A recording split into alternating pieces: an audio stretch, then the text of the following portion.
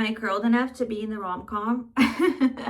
Maybe I'm thinking Hallmark movie, but they can be rom-coms too, right? Now that the hair is done, it goes up so we can get ready and talk about what defines a rom-com. Do you like them? What do you expect from them? What makes a rom-com for you? Not related to the subject whatsoever. I highly recommend the T3 version of this thing, the Airwrap as they call it, instead of the Dyson one because it is cheaper, still pricey, but cheaper. It's dual voltage and it's cuter, I think. So, and it has a cute little baggie for you to carry it. I think the Dyson only has a big old box, so FYI. Also, honorable mention to our new tub. Yay! This one still has plastic around it and it's not installed yet, but it will soon. And I'm so excited because we haven't had a tub in our bathroom. Only the kids do, and you know, kids' bathroom, who knows what happens in there. So I'm just so happy.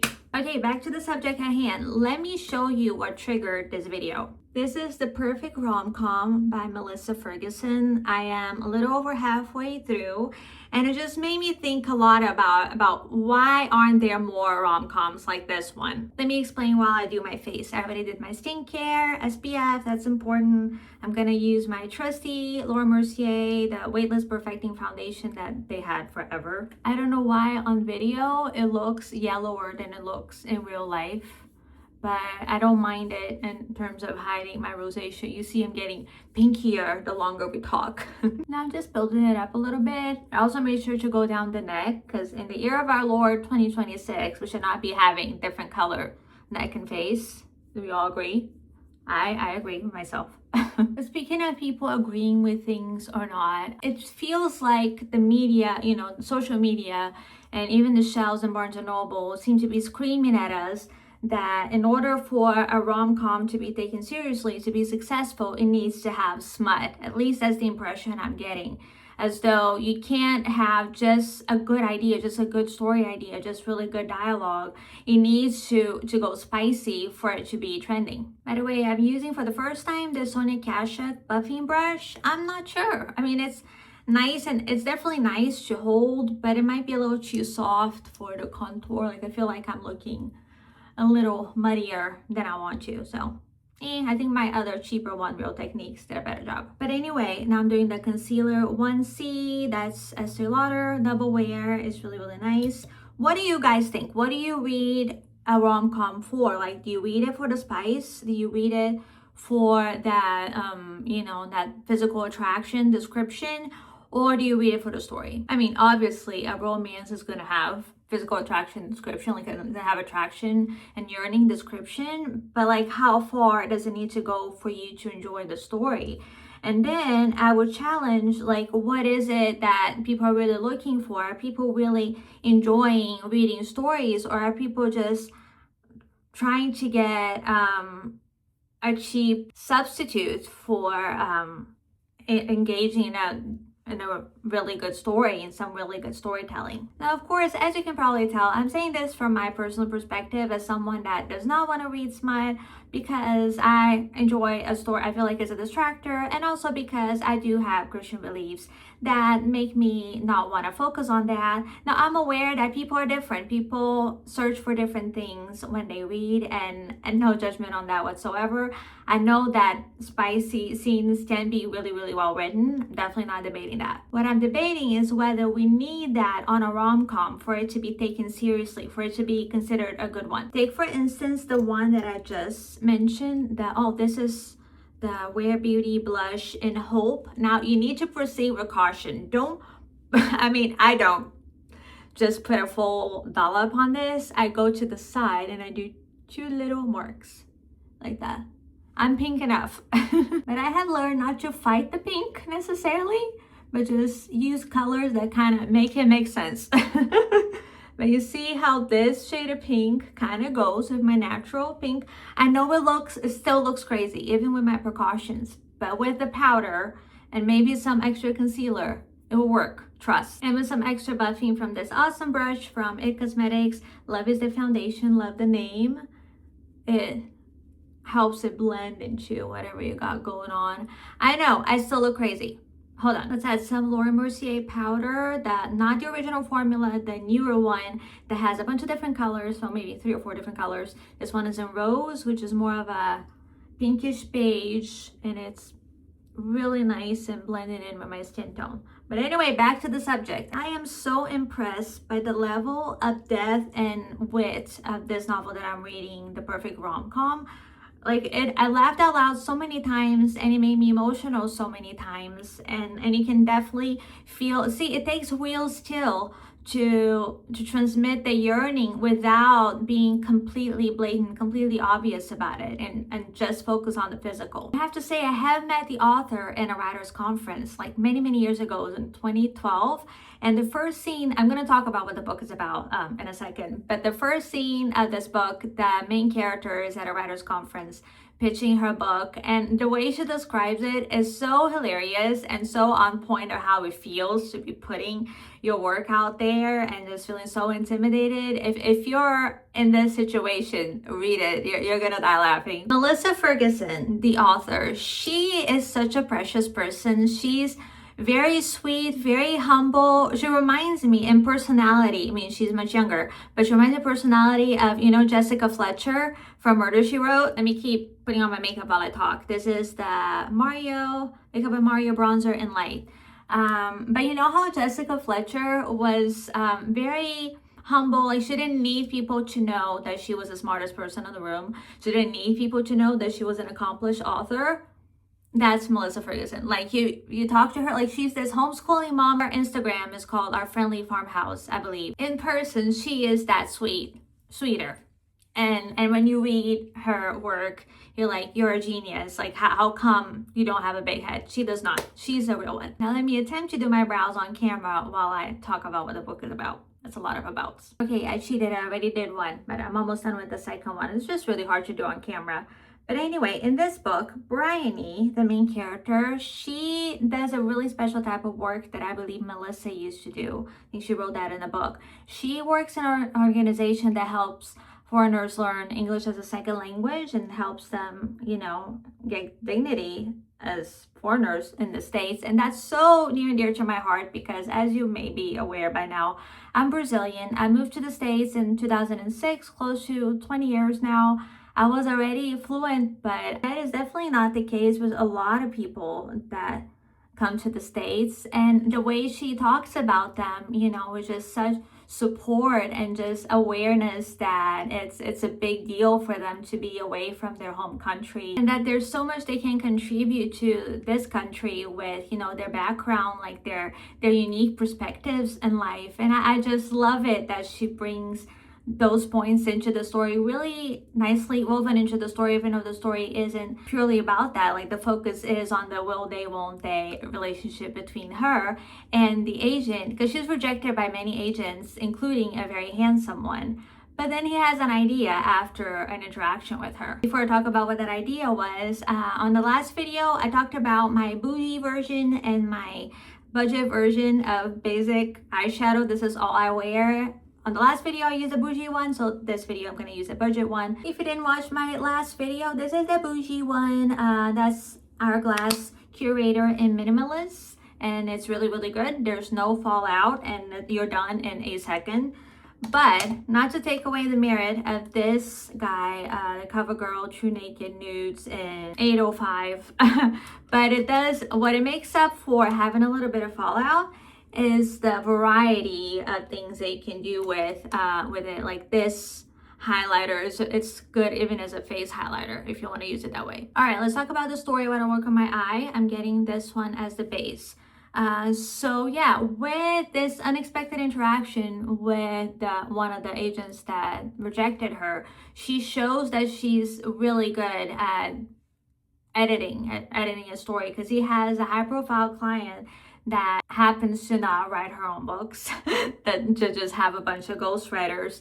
And Bryony shows him that she would be a better choice than all those ghostwriters. So he hires her as a ghostwriter. With the way she negotiates with him is that he will sign her up as an agent, even though he's not interested in her book. But she becomes, in the end, the only ghostwriter of this big author that everyone's obsessed with, called Amelia Benedict. This is my eye with just this color. I mean, I could have just left it at that, and that's usually what I would do. I'm gonna play a little bit more of that just to show you guys what this can do.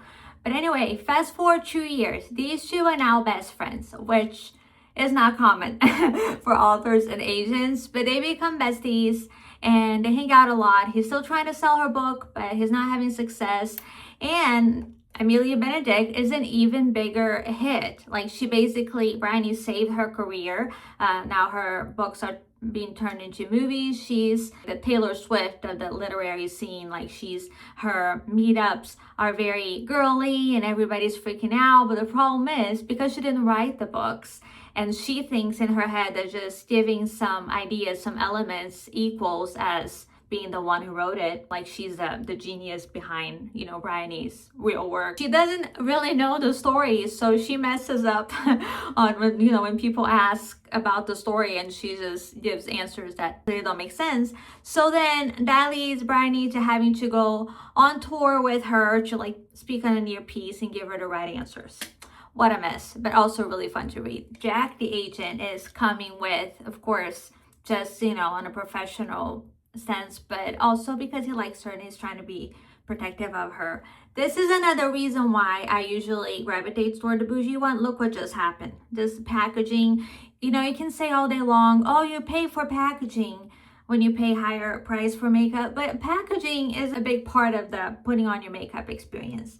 Just saying. On my eye, by the way, I use this brush. This is the same brand from the Beauty Blender. They have brushes. I think this is from that brand. It's old, so it doesn't have it on it anymore. But I love the dome shape of it. That helps me get to the crease and spread it nicely on my lid. And now I'm gonna do some corner detail work just because you guys are here. Usually I wouldn't. This is a Sonia Kashuk slanted one. It doesn't have a number or anything, but just this one with this shape. And what I do, I pick a darker color. Let's go to the super dark one. Just tap it gently. And then I'll do another gentle tap here, trying to do a V. You see what it's doing? It's creating that smoky feeling to it without me needing to go and smoke it. That goes with the whole wearing black theme. Gosh, I can't speak. If there is a day that I need makeup, that day is today, because I'm feeling like the sleepy emoji with really bad eye bags. Gosh, I haven't slept well in several nights. I think I've been having too much caffeine in the afternoon. Like, I used to be able to get away with it when I was younger, but like now at almost 42, my body's like, nope. Your cutout time is probably noon. You see how simple that was? I didn't blend, I just tapped. That's all I did. And now, if you want to use one of those shimmery ones, I recommend using your finger, because then you can go, like, for example, if you go on this one, right in the middle, just to wake you up a little bit. I think back in my day of the beginnings of beauty YouTubers, I think we used to call this the halo eye effect. Am I correct? I don't know. Maybe I'm not remembering it right. Like when you would have, lighter center point to it. But it does make it look more awake. I even added a little bit of this bronzy one on top of it as well. And now I'm going back to the lighter one and just doing the brow bone. I already had, but just adding to it. It's a little subtle touches. Like, this is not gonna give you anything, too intense, but that's what I love about it. I think it's an excellent product, just really crappy packaging, as you can see, but you get what you pay for. I'm just adding some more powder because I just get shiny.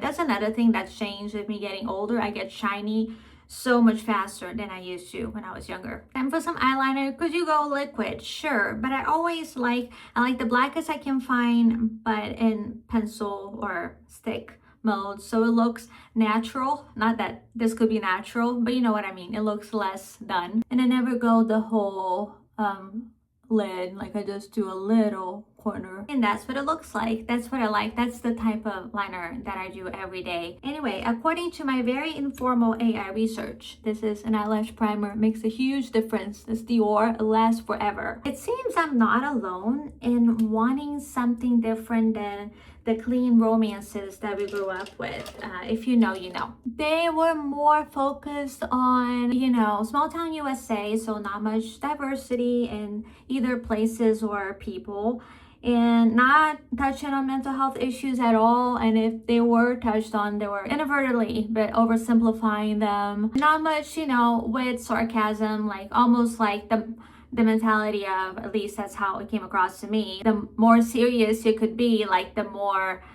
spiritual your story was. And giving, at least to me, that impression that a story needed to make you cry in order for it to be truly inspirational. Like you couldn't just have something light. Of course, you found humor, or you found, you know, fun stories, but the impression that I got is that they were less valued or seen as less impactful than a story that will make you cry. Meanwhile, the secular books just kept getting funnier and funnier. But then we had to like scour through the bookstores. It reminds me of going to stores like Ross. They had to go through the depths of despair to find a deal. We need to really look for that one book that's gonna make you mentally relax and have a good laugh, but that's not gonna have smut in it. And I don't think we should have to choose. And that is why books like this deserve all the press for me, because this hits all the boxes, and I feel like fully fed with my literary hunger without having to worry about the content. And of course, if you don't have the same set of values that I do, this might not matter to you. But it's really frustrating when you do, and you're trying to find something that fills your cup in terms of a rom-com, but it seems like there's a monopoly. It seems like there's an agreement that you must include smut in order for it to be put out there. By the way, she is doing really, really well, Melissa Ferguson. She has 2 of her books being turned into movies. One is called Without a Clue, which is a mystery, and then another one's called Mimi in the Margins. So she's killing it, and that's another proof that I'm not alone. We are out there, even though bookstores shelves might not be recognizing us. On my lips, I'm gonna use this new one, at least new to me, I think it is new. It's a L'Oreal Hyaluron Tint Lip Stain Serum. They keep coming up with different lip formulas, which I love. Always keeping in mind those of us with chronic dry lips. I also love a burgundy lip, but I don't like to look too done, and this is a perfect formula for that. I mean, look, it's burgundy, but it looks natural somehow. And I love this applicator that allows me to go on the corners. I mean, I don't have much lips on the corners of my lips because my lips are just round. You can build it up like that. Do I have it on my teeth? I always have it on my teeth. But maybe not, because it's a serum, so it's not a creamy formula that will go everywhere. I mean, this is the most comfortable that I remember being with lips this dark. Let's see what it looks like blotted. Is it patchy? I mean, slightly, but not in a crazy way. One way to blend in the patchiness is to put on a clear lip balm. This is the Clinique one. Ta-da! See, it's perfect. So you get, you know, some of that color payout, but without it looking too shocking, unless that's what you want. You know, if you want a statement lip, it works great too. Now the hair's down. Oh, I forgot my final layer of SPF, because with rosacea, you can't play with the sun.